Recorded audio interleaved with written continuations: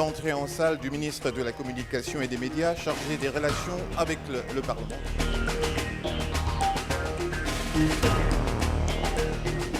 Mesdames et messieurs, chers invités, je crois que vous savez quel est l'objet de cette conférence de presse et de cet échange.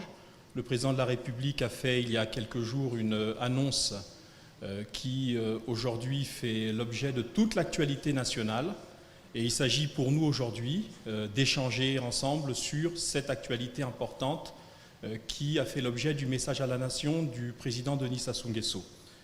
Mesdames et messieurs, je vous remercie donc infiniment d'avoir répondu massivement à notre invitation à prendre part à cette conférence de presse organisée ce jour. Je vous demanderai probablement un peu d'indulgence parce qu'il s'agit pour moi également d'un baptême du feu. C'est ma première intervention lourde de ministre de la Communication et des Médias. Pour revenir sur le fond de notre actualité, au-delà du thème à l'ordre du jour, à savoir un focus sur les annonces faites le 22 septembre 2015 par son Excellence Monsieur le Président de la République lors de son message à la Nation, je tiens à souligner que le ministère de la Communication et des Médias entend organiser le plus souvent possible ce type d'échange avec la presse, nationale ou internationale, afin d'expliquer encore et toujours les tenants et les aboutissants de l'action menée par le gouvernement de la République sous l'impulsion et l'autorité du chef de l'État. En annonçant la tenue d'un référendum, le président Denis Sassou Nguesso a souligné que le Congo était en débat depuis plus d'un an sur la question de l'évolution des institutions de notre République.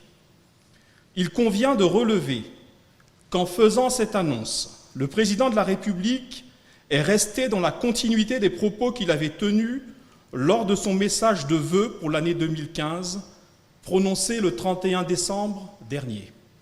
À cette occasion, il avait déclaré, je cite, « Il est évident que les affaires des Congolais sont et seront réglées par les Congolais eux-mêmes, de préférence par le dialogue. Et si les divergences persistent entre responsables politiques, seul le peuple souverain sera appelé à trancher par le vote. Il ne saurait en être autrement. » Fin de citation. Lors de son message à la nation du 22 septembre, le chef de l'État a encore relevé, je cite, « Tout bien considéré, le débat se pose dans des termes simples, à savoir, faut-il changer ou non la Constitution en vigueur dans notre pays ?» Fin de citation. En appelant au verdict du peuple, le président de la République vient d'actionner le plus puissant des mécanismes en démocratie, à savoir le choix de son avenir par le souverain primaire lui-même.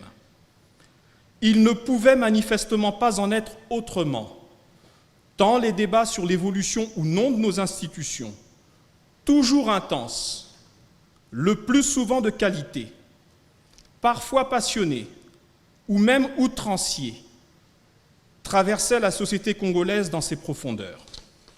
Il était donc logique que le chef de l'État, en sa qualité de garant de l'unité nationale, mais aussi de premier régulateur du vivre ensemble dans notre pays, finisse par donner à ces débats une issue conforme aux normes démocratiques en vigueur partout dans le monde, à savoir la consultation du pays par la voie du référendum. Cette décision du président de la République est d'autant plus salvatrice qu'elle vient conclure une phase au cours de laquelle les observateurs les plus objectifs ont constaté que les réformes institutionnelles, dont la nécessité s'est dégagée peu à peu des débats, et notamment du dialogue national de Sibiti, ne pouvaient être initiées que par le chef de l'État, et ce, conformément à ses prérogatives constitutionnelles. Cette décision survient au terme d'une démarche responsable, sage et éclairée. Le président a en effet pris le temps. Il a pris le temps nécessaire pour que le débat se cristallise sur ses contours essentiels. Il a pris le temps d'écouter les uns et les autres lors de ses déplacements dans le Congo profond. Pas seulement le Congo des villes, mais également et surtout celui de nos terroirs.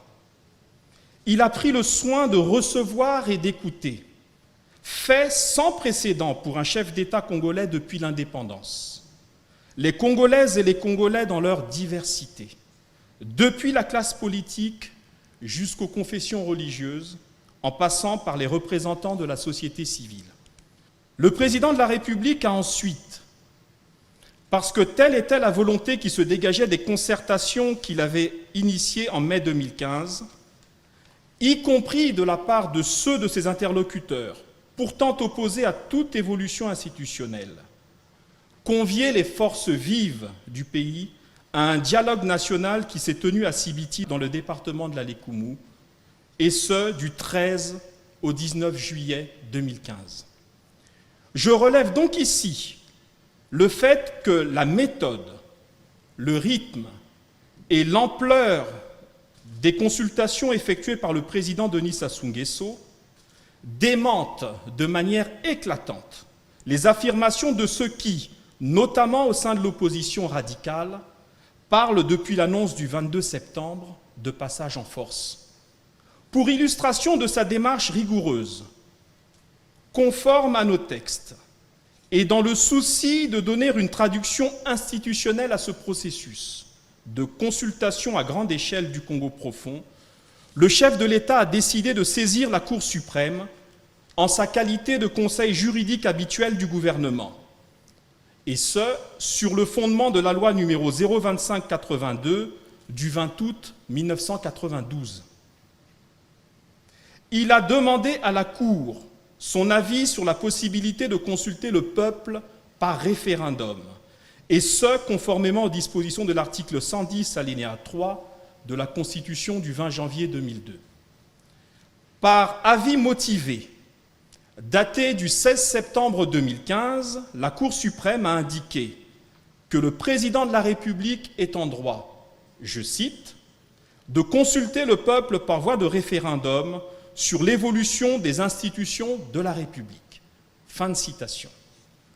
Parallèlement, le chef de l'État a saisi la Cour constitutionnelle, la plus haute juridiction de notre pays, afin de lui demander son avis sur la possibilité de consulter le peuple sur la base du même article 110, alinéa 3 de notre Constitution. Par un avis daté du 17 septembre 2015, la Cour a constaté que, je cite encore, « Le président de la République est, sur le fondement de l'article 110 alinéa 3 de la Constitution, en droit de consulter le peuple par voie de référendum sur l'évolution des institutions de la République. » Fin de citation. La saisine des deux hautes juridictions précitées, ainsi que leurs avis juridiques, dûment publiés au Journal officiel de la République du Congo, démontre que le président s'est entouré des avis juridiques éclairés des sachants, et ce, conformément à nos textes. C'est la meilleure réponse à ceux, les mêmes acteurs de l'opposition radicale d'ailleurs, qui parlent de l'illégalité du référendum annoncé et de coup d'État constitutionnel. Mesdames et messieurs, drôle de coup d'État que celui qui s'appuierait sur le strict respect des textes en vigueur. D'autre part, il est vraiment paradoxal de constater que ceux qui parlent du respect de la Constitution à longueur de discours enflammés soient les mêmes qui ne reconnaissent pas la validité des avis juridiques rendus par les plus hautes juridictions du pays, juridictions socle de notre État de droit et de notre Constitution.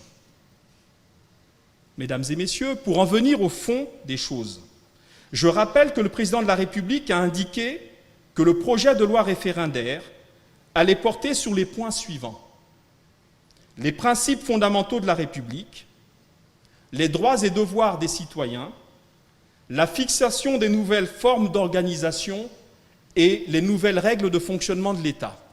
Les conclusions du dialogue de Sibiti, sur lesquelles je ne manquerai pas de revenir durant nos échanges, formeront assurément le socle de la réflexion qui sera menée par la commission qui sera mise en place, conformément à nos us et coutumes.